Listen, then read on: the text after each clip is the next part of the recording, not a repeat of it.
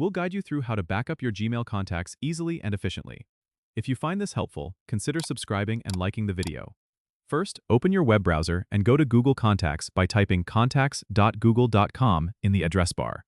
Make sure you're signed in with the correct Google account where your contacts are stored. Once you're in Google Contacts, look at the name of your contacts, then click the three dots menu and find the option labeled Export. Click on it.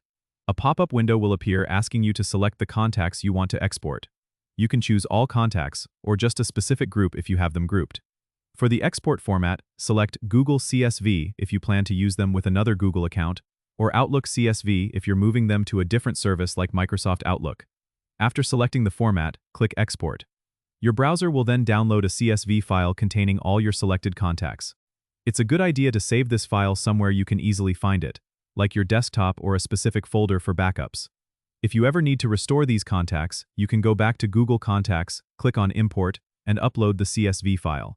This process ensures that you have a secure backup of your contacts and can easily transfer them to another service or restore them if needed. Don't forget to subscribe and comment if this helped you out.